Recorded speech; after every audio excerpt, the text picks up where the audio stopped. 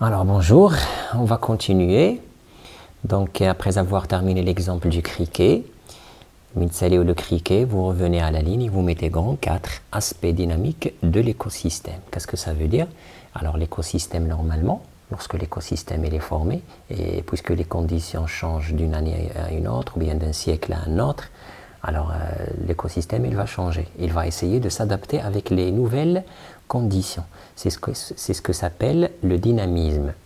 Alors les écosystèmes varient sans cesse en s'adaptant, il y en a une faute, en s'adaptant avec A, c'est pas avec E, aux conditions du milieu. Qu'est-ce que ça veut dire? Cela se manifeste dans l'écosystème par ce qu'on appelle les successions écologiques. Qu'est-ce que ça veut dire succession écologique? Alors la forêt, les conditions qui se les changements, tous les changements qu'a subi un écosystème, on les appelle succession écologique. Alors sauf que lorsque j'ai dit succession, pas forcément dans le sens positif, qu'il y ait des successions ou bien des changements dans le sens positif et négatif. On les appelle comment? On chaufferont tout à l'heure. Alors il y a on va définir maintenant qu'est-ce que ça veut dire succession écologique.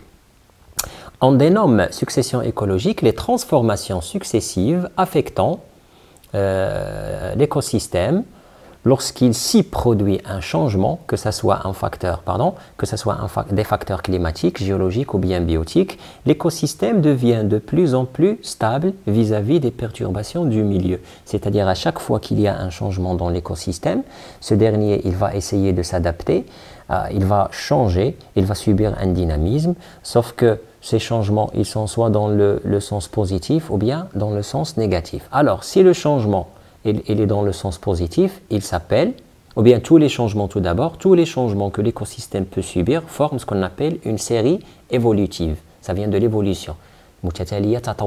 C'est-à-dire l'ensemble de séries qui ont abouti à l'évolution de l'écosystème. C'est bon? Alors on va commencer tout d'abord par les changements qui vont donner, ou bien qui vont aboutir, ou bien qui se caractérisent dans le sens positif, les changements qui se font dans le sens positif. On les appelle à la ligne 1.1, série progressive. C'est bon? Qu'est-ce que ça veut dire une série progressive?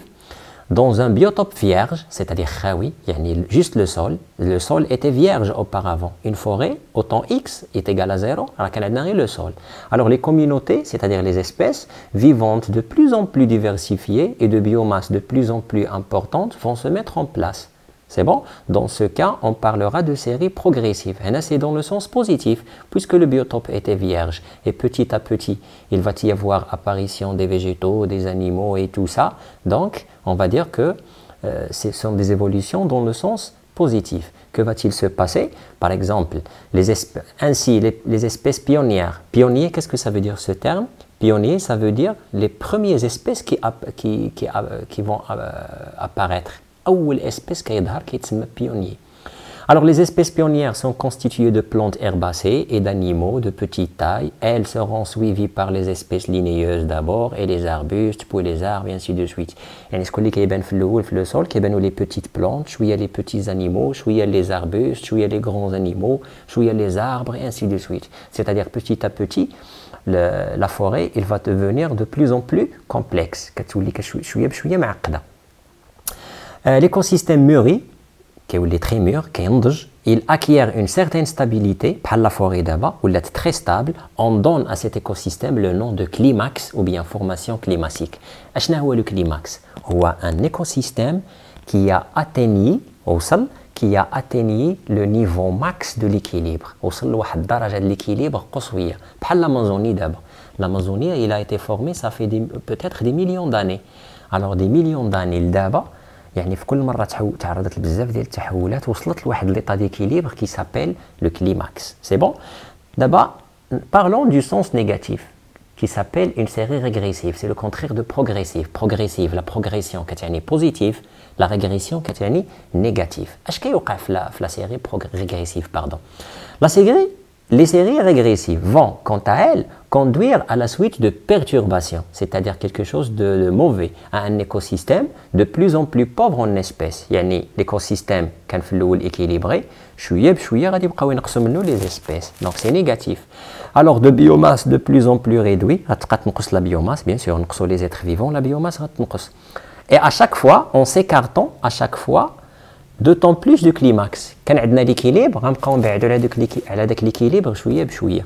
Ça peut même arriver, cela peut aller jusqu'au sol nu. Le sol nu, ou bien le désert. L'intervention de l'homme, malheureusement, déclenche une série régressive à cause de la pollution, à cause de quoi d'autre, à cause des incendies, par exemple. C'est bon? Dès que l'action perturbatrice cesse, la série progressive reprend son cours. La perturbation, à nouveau, une progression. Est-ce que c'est clair?